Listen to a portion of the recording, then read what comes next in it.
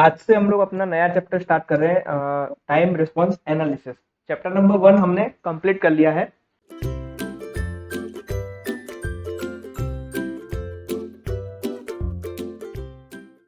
तो जिसने भी अगर चैप्टर नंबर 1 नहीं देखा है तो उसकी प्लेलिस्ट आपको चैनल पे मिल जाएगी, ठीक है। और सारे वीडियो लिंक आपको ग्रुप में मिल जाएंगे। तो देखो, टाइम रिस्पॉन्स एनालिसिस की मैं बात करूं अगर, तो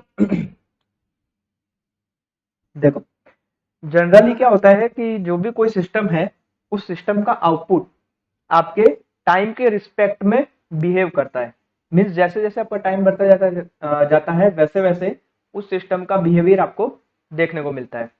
तो उसी को हम लोग क्या कहते हैं, टाइम रिस्पॉन्स। तो उसको अगर हम लोग को डेफिनेट करना हो, डेफिनेशन अगर देनी हो कि टाइम रिस्पॉन्स किसे कहा जाता है, तो देखो टाइम रिस्पॉन्स की डेफिनेशन क्या होगी।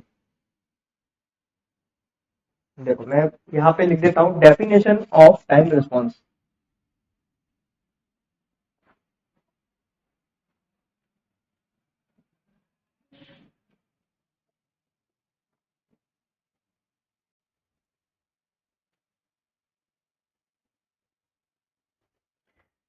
तो कैसे डेफिनेशन देंगे, the response given by a system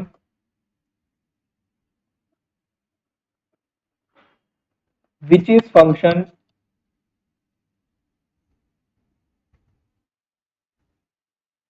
to time, the applied excitation is called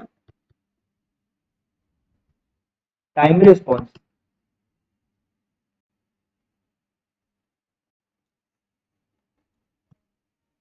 of the given control system।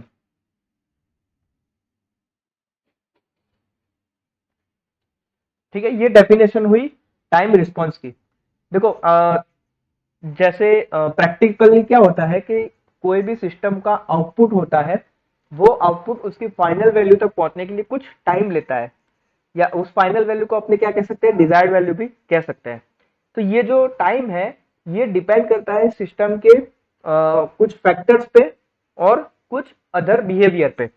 जैसे कि फाइनल वैल्यू अगर आपकी सिस्टम की अचीव हो रही है, तो वो कुछ डिफरेंट डिफरेंट फैक्टर पे डिपेंड करता है। जैसे फ्रिक्शन हो गया, मास हो गया, मोमेंट ऑफ इनर्शिया हो गया, फिर कुछ और नॉन लिनियरिटीज हो गई। तो जो सिस्टम में प्रेजेंट होती है, ये सब पे क्या करता है, उस सिस्टम का आउटपुट का जो फाइनल वैल्यू है, या फिर आप कह सकते हैं डिजायर्ड वैल्यू है, वो डिपेंड करती है। अब जैसे एक एग्जांपल लेते हैं अपने, देखो सिंपल आपका ए मीटर अगर आप लेते हैं, जैसे मान लीजिए आप लोग डिजिटली नहीं ले रहे हैं, आप एनालॉग ए मीटर ले रहे हैं, ठीक है। और उसको एक आपने क्या किया, एक सिस्टम के साथ कनेक्ट किया है, और आपको क्या करना है, उसका सिस्टम का करंट मेजर करना है। अब मान लो कि वो करंट जो सिस्टम में फ्लो हो रहा है वो 5 एम्पियर का है। तो जब भी आपका 5 एम्पियर का करंट ए मीटर से पास होगा, तो ए मीटर का पॉइंटर उस डिफ्लेक्शन देगा आपको, और डिफ्लेक्शन देते 5 एम्पियर तक पहुंचने में कुछ उसको टाइम लगेगा, ठीक है। वो डायल पे आपको 5 एम्पियर बताएगा, और आपको क्या करेगा, डिफ्लेक्ट करेगा। तो वो उसको वहां पे पहुंचने में कुछ टाइम लगेगा, ठीक है। तो ये क्या है, एक ये आपको 5 एम्पियर बता रहा है, वो उसकी एक आइडल वैल्यू है, ठीक है। तो कहने का मतलब ये है सिंपल, कि जो ये मैंने आपको बताया कि जो भी आपका रिस्पॉन्स है, वो रिस्पॉन्स सिस्टम का आपका पहुंचने में, आउटपुट मिलने में आपको कुछ टाइम लगता है, ठीक है। तो हम लोग आउटपुट जो है, टोटल आउटपुट जो रिस्पॉन्स है, उसको हम लोग दो पार्ट में डिवाइड कर सकते हैं। कौन से पार्ट में, देखो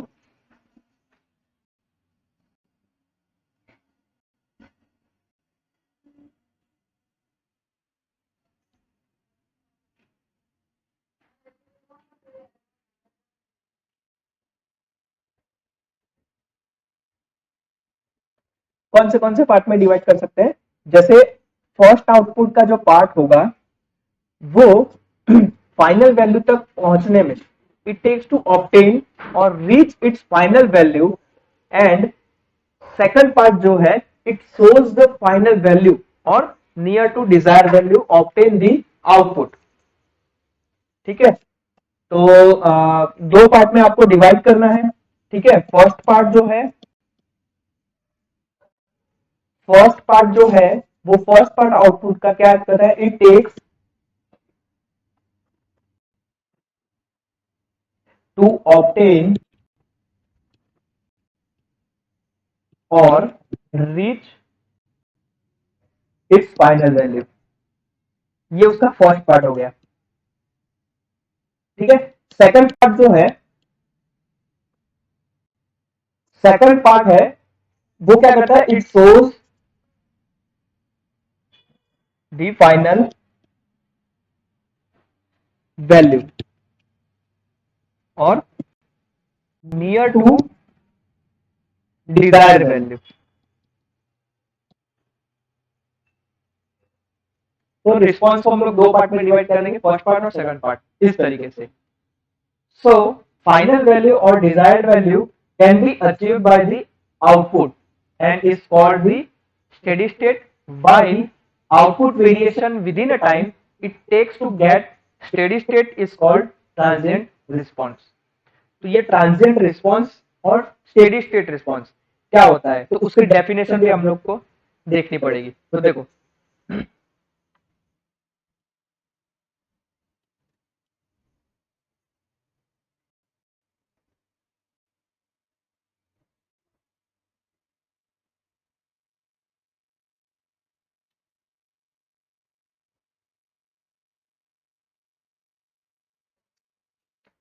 क्या है, क्या कहती है definition of transient response? In a control system, that part of a time response that goes to zero as time becomes very large is known as transient response.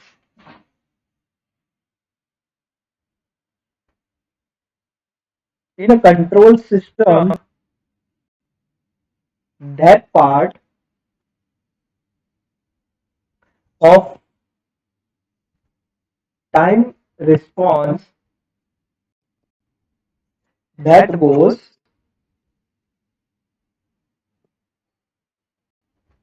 to zero as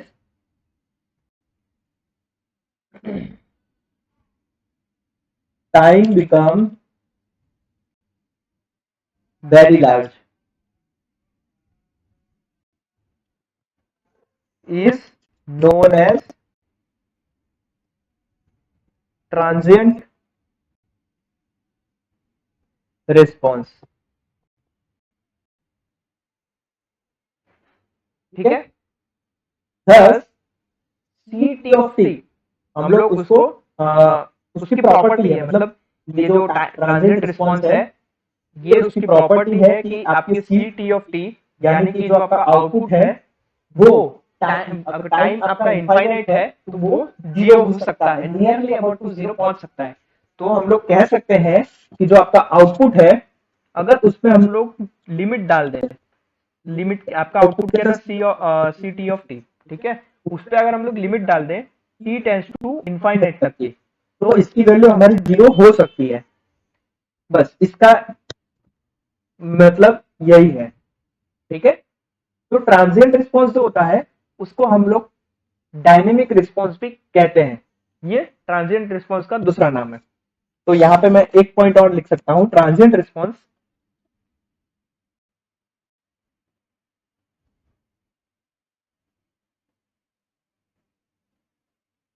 is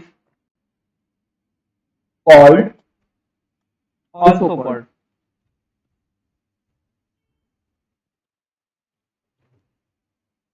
the dynamic response of the system। ठीक है, तो transient response से हम लोग कुछ information gain कर सकते हैं कि आपकी सिस्टम जो है वो किस प्रकार की है, किस तरीके से की है। तो कौन कौन सी इंफॉर्मेशन हम लोग गेन कर सकते हैं, तो देखो, नंबर वन, अगर मैं यहाँ पे पॉइंट लिख देता हूँ, from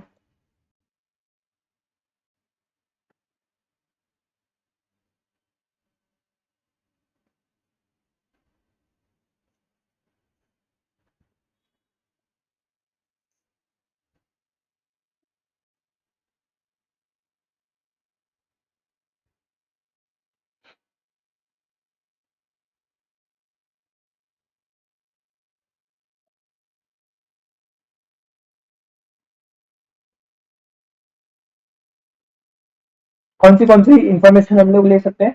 number one, when the system starts to show response giving an output.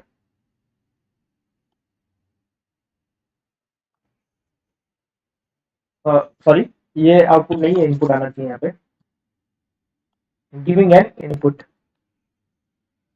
Then second information क्या लिख सकते हैं हम लोग? We know we can no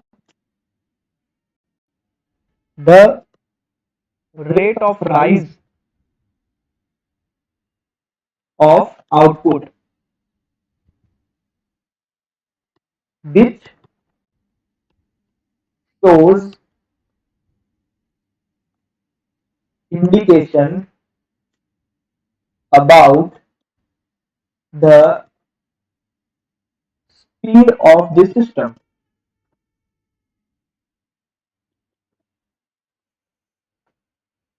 तीसरा पॉइंट हम लोग क्या फॉलो क्या ले सकते हैं? थर्ड पॉइंट हम लोग जान सकते हैं, आउटपुट इज इंक्रीजिंग एक्सपोनेंशियली और इट इज ऑसिलेटिंग। ठीक है, कि आपका आउटपुट जो है वो इंक्रीज होगा, एक्सपोनेंशियल इंक्रीज होगा, ये उसमें ऑसिलेटिंग होगा। ये भी हम लोग जान सकते हैं ट्रांजिएंट रिस्पॉन्स से। देन चौथी इंफॉर्मेशन क्या जान सकते हैं? If output is oscillating then whether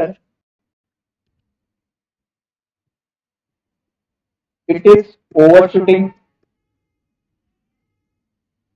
its final value।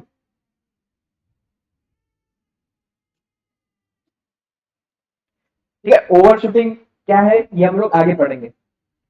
ठीक है, देन पांचवा पॉइंट हम लोग क्या कर सकते हैं कि आपका जो भी सिस्टम का रिस्पांस है, जो भी आपका आउटपुट है, वो हम लोग कब उसकी फाइनल वैल्यू तक पहुंचेंगे, यानी उसको ऐसे कैसे लिखेंगे? When it will get it's final value. Okay, तो ये हो गया ट्रांजिएंट रिस्पांस हमारा। एक और टर्म मैंने आपको बताया था, वो टर्म था स्टेडी स्टेट रिस्पांस। तो देखो डेफिनेशन क्या कहती है, स्टेडी स्टेट रिस्पांस की डेफिनेशन क्या कहती है?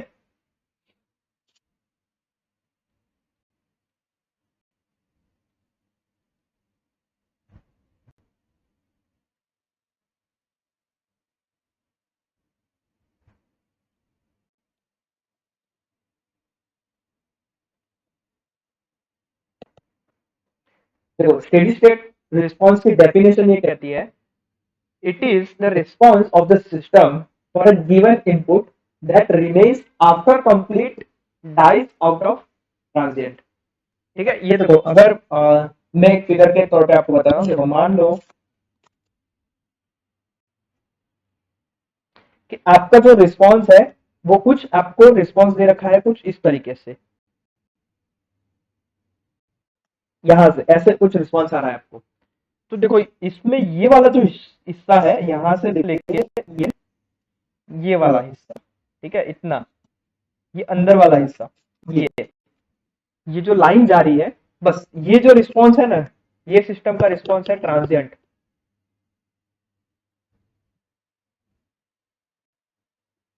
और बाकी का जो है ये वाला हिस्सा, ये वाला हिस्सा कहलाएगा उस सिस्टम का steady state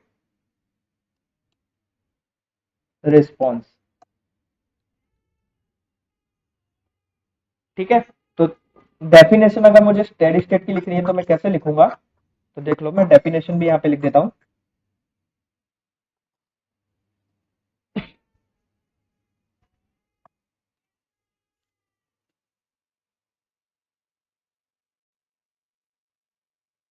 steady state response is the response of the system for a given input that remain after complete dies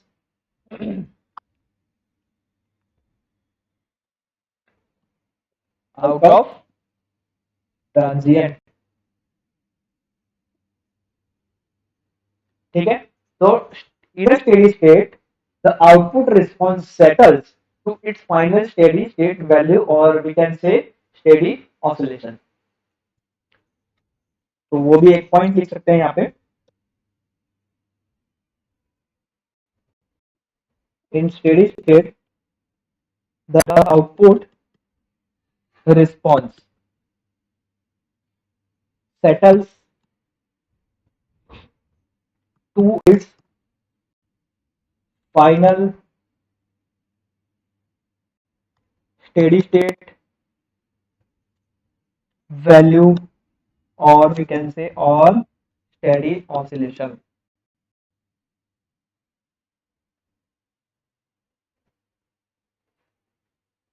ठीक है, thus steady state response can still vary in fixed pattern such as a sine wave or a ramp function that increases with the time. Okay, steady state actually response जो है हमारा वो क्या बताता है, हमारा एक्चुअली में ये चीज बताता है कि आपका एक्चुअल आउटपुट जो है वो उसकी डिजायर्ड वैल्यू से कितना दूर है. ये चीज आपको कौन बताता है, ये चीज आपको बताता है स्टेडी स्टेट रिस्पॉन्स. तो यहाँ पे एक पॉइंट ऐसा भी लिख सकते हैं, steady state response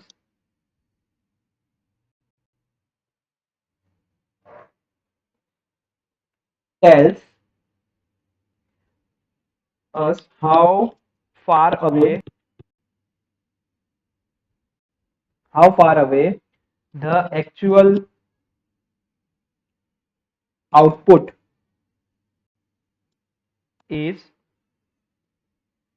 from its desired value.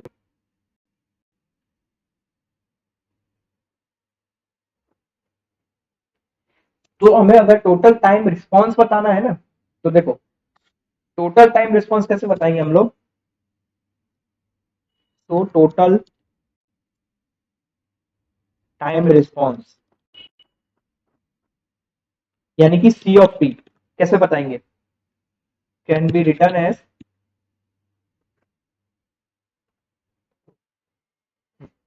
C of T. दो पार्ट में डिवाइडेड था, एक तो आपका था ट्रांजिएंट रिस्पॉन्स यानी सीटीटी, और एक है आपका स्टेडी स्टेट रिस्पॉन्स यानी सी स्टेडी स्टेट टी. इन दोनों को अगर हम लोग प्लस करेंगे, एल्जेब्रिकली सम करेंगे, तो हमें क्या मिलेगा, टोटल टाइम रिस्पॉन्स मिलेगा सिस्टम का. ठीक है, तो यहां से हम लोग क्या कह सकते हैं, the difference between desired output and the actual output of the system is called steady state error. ठीक है, the difference between the desired output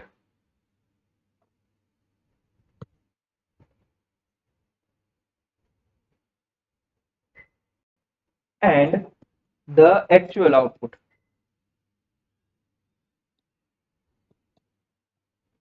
of system is called steady state error.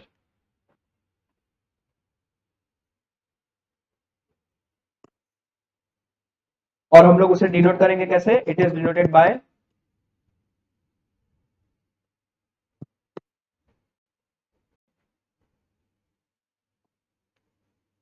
ESS. ESS से हम लोग उसे denote करेंगे, और ये ESS क्या बताता है, it indicates the accuracy. It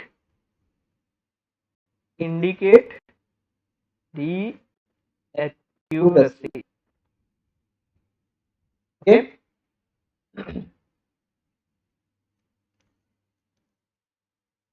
अब ये तो हो गया हमारा एक तरीके से हमारा क्या कह सकते हैं हम लोग इसे, टाइम रिस्पॉन्स की डेफिनेशन हो गई और उसका क्लासिफिकेशन हो गया। ठीक है, डेफिनेशन भी हमने देख ली, क्लासिफिकेशन में दो रिस्पॉन्स देख लिए, ट्रांजिएंट रिस्पॉन्स और स्टेडी स्टेट रिस्पॉन्स।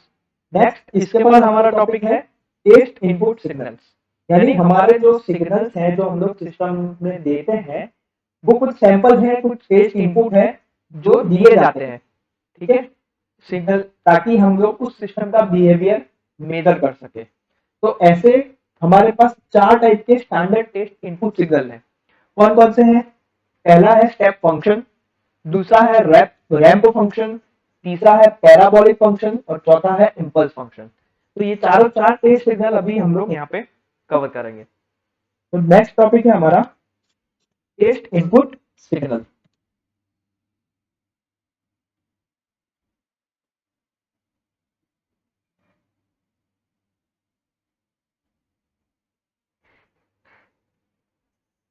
चार मैंने आपको बताए, तो उसमें सबसे पहला हम लोग स्टार्ट करते हैं स्टेप फंक्शन, यानी कि स्टेप इनपुट सिग्नल।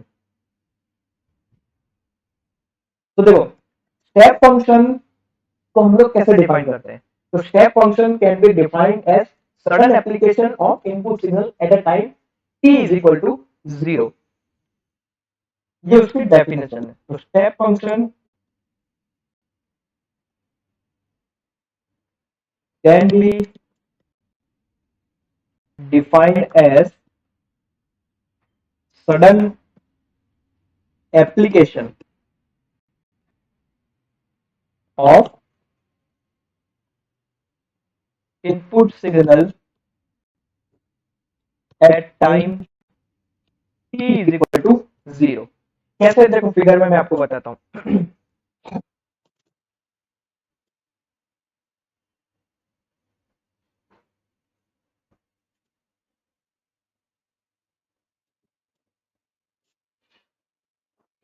ये टाइम है, ठीक है, और ये जो है ये पॉइंट है आपका t is equal to 0 time पे। और क्या हो रहा है आपका सिग्नल, सिग्नल आपका सडन एप्लीकेशन बता रहा है, मीन्स 0 से डायरेक्टली आपका 1 हो जा रहा है। यहाँ पे ऐसे आपको सीधी लाइन दिखेगी, यहाँ से ऐसे आपको स्ट्रेट लाइन दिखेगी। ये जैसे आर सिग्नल है हमारा, ओके। तो जैसे हमने आर इज इक्वल टू यहाँ पे 1 लिख दिया, तो सडन चेंज हो रहा है हमारा t is equal to 0 time पे। बस, तो यही है हमारा स्टेप सिग्नल, या फिर आप कह सकते हैं स्टेप फंक्शन। यहाँ पे जैसे मैं इसको फिगर ए दे 1 दे देता हूं, और यहां से जैसे टी है ये है हमारा 1 1, और ये है हमारा t0 टाइम पे। हाँ यहाँ रह गया आर टी, ठीक है, आर टी, ओके। तो ये जो वैल्यू है, जैसे यहाँ पे आर है तो उसको इक्वल 1 है, तो बस हमने यहाँ पे क्या किया, उसका रेप्लीकेट किया और यहाँ पे आर की जगह हमने 1 लिख दिया, सिंपल ये किया। ठीक है, इसको मैं नाम दे देता हूँ जैसे फिगर 2, फिगर 2। तो यहाँ पे देखो अकॉर्डिंग टू फिगर नंबर 2,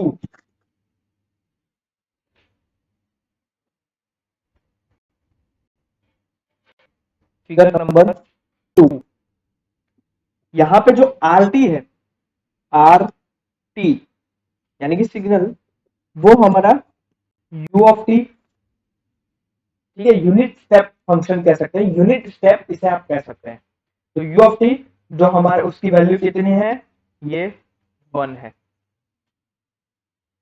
और किस जगह के लिए, यहाँ फिगर से आपको दिख रहा है टी ग्रेटर देन और 0, टी ग्रेटर देन और इक्वल टू 0 से, 0 पे भी आपकी वैल्यू 1 है और 0 से अगर ज्यादा वैल्यू है तो उसके लिए भी आपका ये सिग्नल 1 शो कर रहा है। और 0 कब शो कर रहा है, 0 आपका शो कर रहा है for t less than 0, t less than 0। तो a step signal having unit magnitude, यहां से हमको पता चले। और यूनिट मैग्नीट्यूड को हम लोग कैसे डिफाइन करेंगे? It is defined as unit step input and shown in figure as u t, इसको हम लोग यू टी भी कह सकते हैं। ठीक है। और जैसे फिगर नंबर 1 है, इस फिगर नंबर 1 पे आपके आर मैग्नीट्यूड के लिए ये जो हिस्सा है आपका यहां से लेकर यहां तक का हिस्सा ये आपका मैग्नीट्यूड बता रहा है। तो for r magnitude step input हम लोग कैसे डिफाइन कर सकते हैं? आर ऑफ टी, देखो मैं यहां से एक चीज लिख देता हूं, from figure 1, from figure 1 for R magnitude, for R magnitude, step input is defined as R of t is equal to R into ut. ut is equal to अगर हम लोग 1 रखते हैं तो यहाँ पे R मिलेगा हमें, और वो किस चीज के लिए मिलेगा? फॉर t ग्रेटर देन और इक्वल टू 0 के लिए। और हमें 0 कब मिलेगा? ये चीज 0 हमें तब मिलेगी फॉर t लेस देन 0, यानी कि t से 0 से आपकी जो भी छोटी वैल्यू होगी उसके लिए आपका जो r ऑफ t की वैल्यू वो हमें 0 मिलने वाली है। तो अगर हम लोग ये जो इक्वेशन मिला इस इक्वेशन का लाप्लास ट्रांसफॉर्म करें, Laplace transform of step signal, Laplace transform of step signal हम लोग कैसे लिख पाएंगे? Is given by Laplace transform करते हैं एल यू ऑफ टी, तो हमें क्या मिलेगा? 1 divided by s and L Laplace transform of r u of t, ये हमें कितना मिलेगा? R divided by s. ठीक है। और ये जो स्टेप फंक्शन है, ये स्टेप फंक्शन हमारा दूसरे नाम से भी जाना जाता है जिसको हम लोग कहते हैं displacement function. Okay, now second input है हमारा, सेकंड इनपुट सिग्नल है हमारा ramp, R A M P, ramp function. तो देखो ग्रेजुअल एप्लीकेशन किसी भी इनपुट सिस्टम के लिए हम लोग उसके रैंप फंक्शन से डिनोट करते हैं, इंडिकेट करते हैं। ठीक है, तो यहां पे लिख सकते हैं gradual application of input signal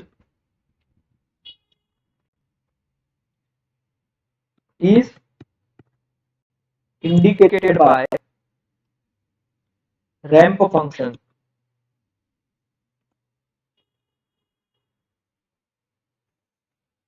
कैसे? देखो आपको जैसे यहाँ पे ठीक है, यहाँ पे आपको टाइम के साथ साथ आपको एक सिग्नल आर ऑफ टी दे रखा है और उसका रिस्पॉन्स आपको कुछ ऐसा मिल रहा है। तो हम लोग क्या करते हैं, यहाँ से एक स्लोप फाइंड आउट करते हैं। ठीक है, ये हो गया हमारा स्लोप, इतना हिस्सा हमें फाइंड आउट करना है, ये इतना हिस्सा, इसको हम लोग स्लोप कहते हैं। बस, तो वही क्या है हमारा रैंप फंक्शन है, कैपिटल आर है।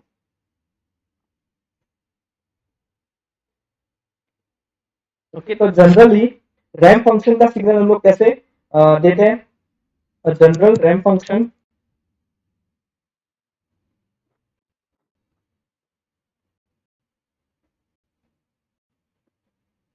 Signal is given by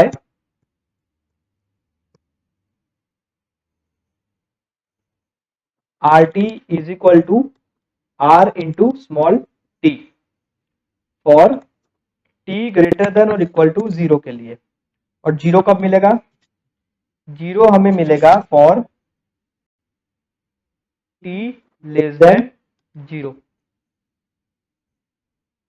okay, ये मैं कहाँ से लिख रहा हूँ, देखो ये आपका सिग्नल सिस्टम करके एक सब्जेक्ट आता है, उसके अंदर आपके सारे ये जो सिग्नल्स हैं, ये बेसिक सिग्नल्स हैं, तो ये उसके रिस्पॉन्सेज हैं, ठीक है, तो ये मैं वहां से लिख रहा हूँ। तो यहाँ पे रैंप फंक्शन का सिग्नल क्या मिलेगा, R T is equal to capital R into small T.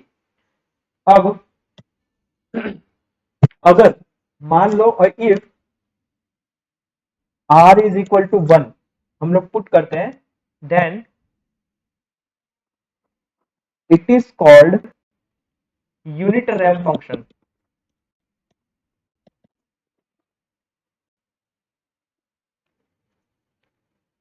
Okay, तो डिफरेंशिएशन अगर लेते हैं हम लोग आर ऑफ टी का, ये जो ऊपर एग्जाम यहाँ पे देखिए, ये वाला जो इक्वेशन है r of t is equal to r into t, इसका अगर हम लोग डिफरेंशिएशन लेते हैं तो डिफरेंशिएशन कैसे देगा, D R of T upon D T, क्या मिलेगा हमें, आर मिलेगा। ये आर क्या है, कांस्टेंट है, constant which shows the constant change. Okay, तो अब हम लोग जो इक्वेशन था हमारा r of t is equal to r into t, तो उसका हम लोग क्या करेंगे, लाप्लास ट्रांसफॉर्म करेंगे। Laplace transform is given by L R of t is equal to क्या होगा हमारा, R divided by s square, ठीक है। And for unit ramp function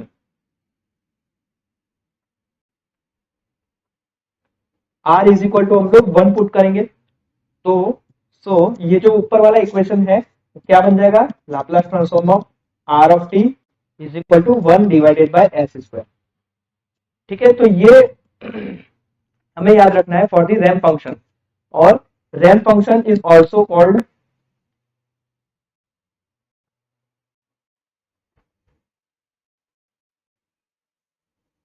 velocity function.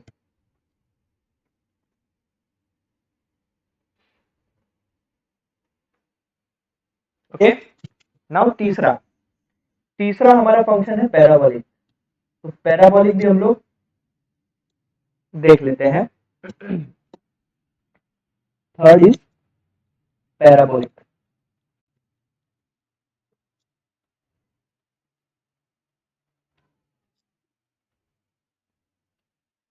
तो पैराबोलिक को हम लोग कैसे डिफाइन करेंगे, पैराबोलिक फंक्शन जो है can be defined as more gradual application of input as compare to ramp function, ठीक है। It is defined as more gradual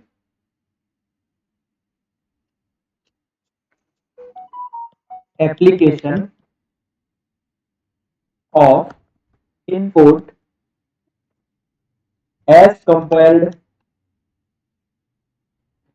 to ramp function। Ramp function का कैसा था, देखो मैं रैंप फंक्शन का आपको जो रिस्पॉन्स मिला था वो ऐसे मिल रहा था, लेकिन पैराबोलिक का आपको कैसे मिलेगा, ऐसा मिलेगा, ऐसा, ठीक है। ऐसा स्लोप आपको पैराबोलिक का मिलेगा। ये है रैंप और ये है पैराबोलिक, ठीक है। ये जो स्लोप है, यहाँ पे जो ये स्लोप मिल रहा है, ये स्लोप कैसे मिलेगा, ये मिलेगा हमें आर टी डिवाइडेड बाय 2 से। तो ये जो फंक्शन है, यहाँ जो ये फिगर है, जैसे मैं इसको फिगर नंबर 2 दे देता हूं और ये फिगर नंबर 1 है। तो यहाँ जो फिगर नंबर 2 है, यहां से फिगर नंबर 2 से हम लोग क्या लिख सकते हैं, फ्रॉम फिगर 2 हमारा जो आर टी मिलेगा हमें, वो कैसे मिलेगा, आर ऑफ टी हमें मिलने वाला है स्लोप यानी R T divided by 2 into time यानी कि टी स्क्वायर। ये कब मिलेगा, फॉर t ग्रेटर देन और इक्वल टू 0 के लिए। और 0 कब मिलेगा? 0 हमें तब मिलेगा जब टाइम आपका लेस देन 0 हो। तो जब यहाँ पे इस इक्वेशन में अगर आपका मैग्नीट्यूड यानी कि r जो है वो आपका अगर 1 है तो उसे हम लोग क्या कहेंगे? यूनिट पैराबोलिक फंक्शन कहेंगे। तो वो भी मैं लिख देता हूं, व्हेन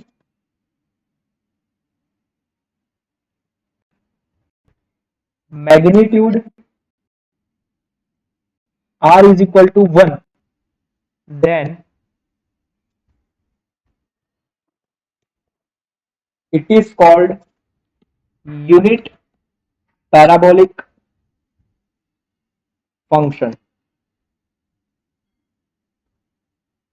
और उसका लाप्लास ट्रांसफॉर्म कैसे आएगा? And Laplace transform is given by L r of t is equal to 1 upon s cube. तो यहां से हम लोग क्या कर सकते हैं, रैंप फंक्शन जो है आपका मीन्स सॉरी रैंप फंक्शन नहीं, पैराबोलिक फंक्शन जो है आपका वो हमारा ऑल्सो कॉल्ड है, कैसे कह सकते हैं हम उसे? वन अपन एस क्यूब आ रहा है तो कह सकते हैं उसे हम लोग acceleration function. Okay, now fourth term क्या थी हमारी? Impulse function.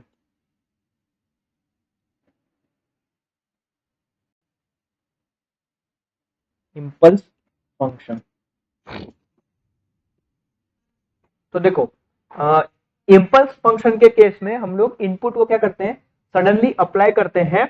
मतलब जैसे अगर हम लोग को किसी ने शॉक दे दिया सडनली, बस तो ये सडनली हम लोग शॉक अप्लाई करते हैं और उसका ड्यूरेशन बहुत शॉर्ट होता है। ठीक है, तो यहां पे इंपल्स फंक्शन क्या होगा, उसको हम लोग कैसे लिखेंगे? Input is suddenly applied as a shock for a very short duration of time। कैसे? देखो फिगर देख लेते हैं। जैसे ये आपका टाइम है। ठीक है, टाइम 0 टाइम पे हम लोग उसे सडनली शॉक के तौर पे एक इनपुट दे देते हैं, यानी कि डायरेक्टली यहाँ पे स्टार्ट हो जाएगा।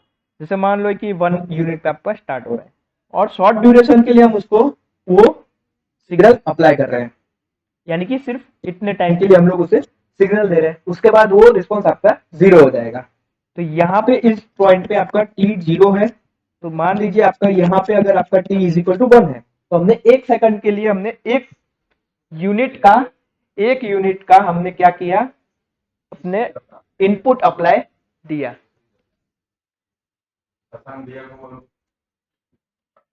ठीक है, तो यहाँ पे अगर आपका मैग्नीट्यूड यूनिटी है, जैसे यहाँ पे आपको बता रहा है कि इसका मैग्नीट्यूड जो है ये यूनिटी है, तो उसको हम लोग क्या कहेंगे? यूनिट इंपल्स फंक्शन कहेंगे। ठीक है, और इंपल्स फंक्शन जो है हमारा कैसे डिफाइंड होगा? तो इंपल्स फंक्शन यानी कि हम लोग डिफाइन आर ऑफ टी आपका डिफाइंड होगा डेल्टा टी से, यानी कि ये जो आर ऑफ टी है इसकी जगह आप लोग अब क्या लिखेंगे? यहाँ पे डेल्टा टी लिखेंगे। ओके, और यूनिट के लिए यूनिट इंपल्स फंक्शन के लिए डेल्टा टी की वैल्यू होने वाली है 1 और t इज इक्वल टू 0 और इक्वल टू 0 कब होगी? और t जब आपका 0 ना हो तब। ठीक है, यहां से आपको फिगर में से पूरा आपको दिख रहा है। तो हमने डिफरेंट हमने क्या देखा? डेफिनेशन देखी फॉर डिफरेंट इनपुट सिग्नल के लिए। ये हमारा फैक्ट है कि जब आपका स्टेप फंक्शन आपका फर्स्ट टाइम डेरिवेशन आपका हो रहा है उसका, तो हमको क्या मिलता है? हमको मिलता है रैंप सिग्नल। ये हमें ऊपर की सारी डेफिनेशन जो हमने देखी यहां से पता चलती है। ओके, तो यहाँ पे सारे चारों के चार जो भी आपके सिग्नल्स है यहाँ पे कंप्लीट होते हैं।